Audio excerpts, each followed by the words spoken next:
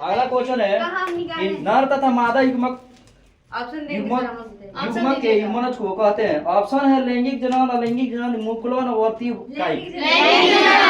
ठीक है ना। अगला क्वेश्चन है एकल जनक द्वारा उत्पन्न संतति को क्या कहते हैं? अलैंगिक जनन। ठीक है। तीसरा क्वेश्चन है एक तोता के जीवन अवधि धान के युग्मक में गुणसूत्र की संख्या कितनी होती है? इसमें होती है कितनी? 12। अगर इसके पूछेगा कि अर्धसूत्री पूछ देगी 24। अर्धसूत्री पूछेगा ना तो इसको बढ़ा देना है, दुगुना कर देना। ठीक है ना। चलो अगला धान पूछे थे ना। अच्छा मक्का के युग्मक में गुणसूत्रों की संख्या कितनी होती है? 20। अगर अर्धसूत्री पूछ देगा कितना?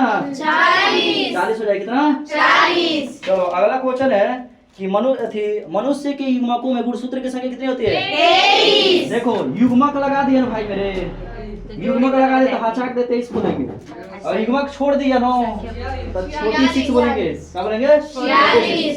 चलो अगला क्वेश्चन है इनमें कौन अंड प्रजनक प्राणी है? ऑप्शन है सांप, मगरमच्छ, मुर्गी, इनमें से सभी सब अंडा देता है ना? अच्छा इनमें कौन द्विगुणित है? इनमें से सभी नहीं तो देखो पराग, नर युग्मक, युग्मनज। युग्मनज होगा। क्या होगा?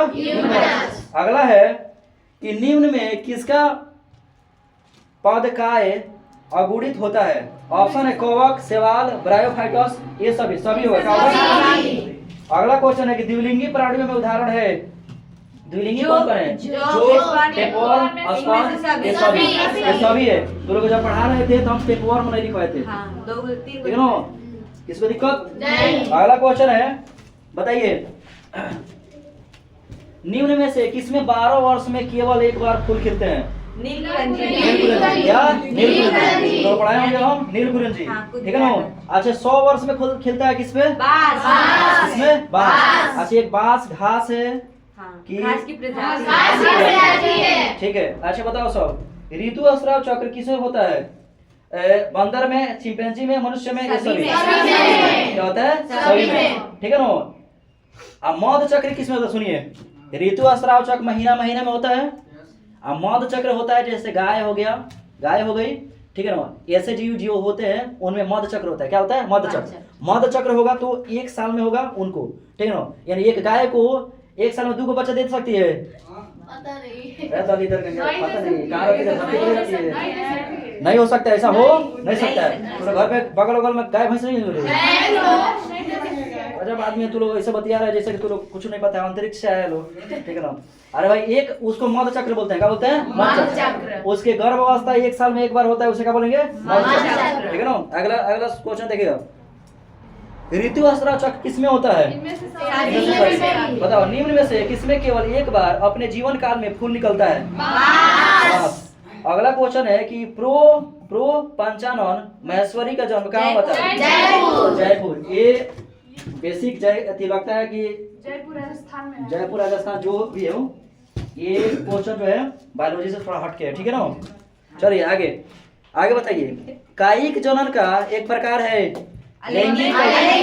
सही है। लैंगिक जनन को सामान्यतः कितने भागों में बांटा गया है? 3। आंसर बताओ।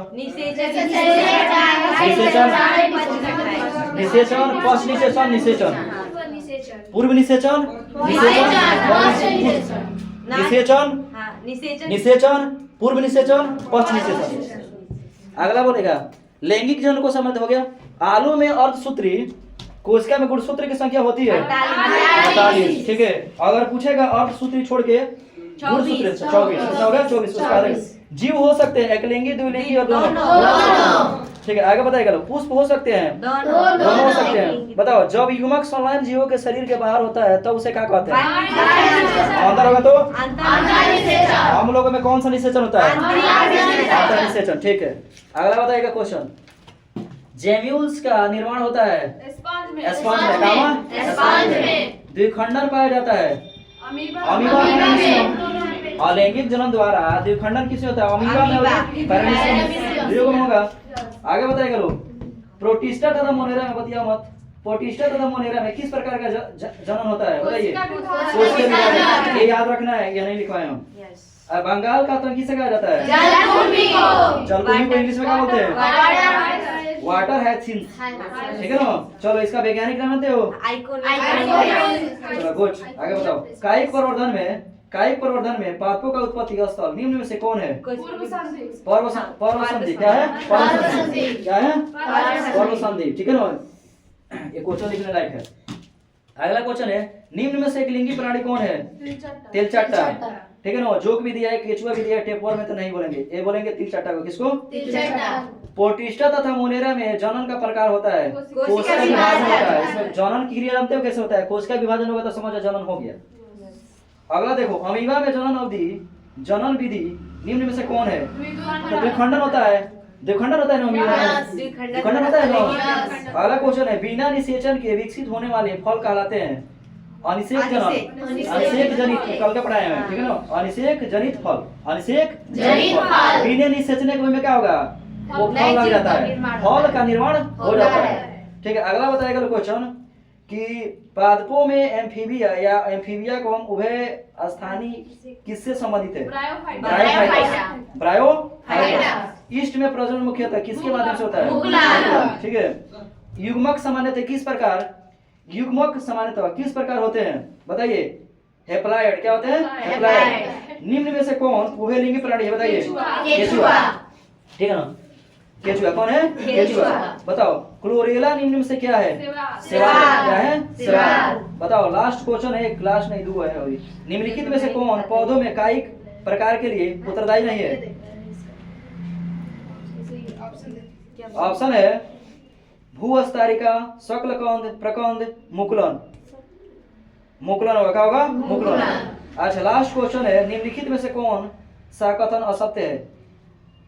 मार्केंसिया के मादा थैलस के एंथेरिडियस रहते हैं। ये आंसर इसका क्या है? सही है, ठीक है ना जी। इसमें तो 3 आंसर ही गलत है। चलो, ये टोटल खत्म हो गया।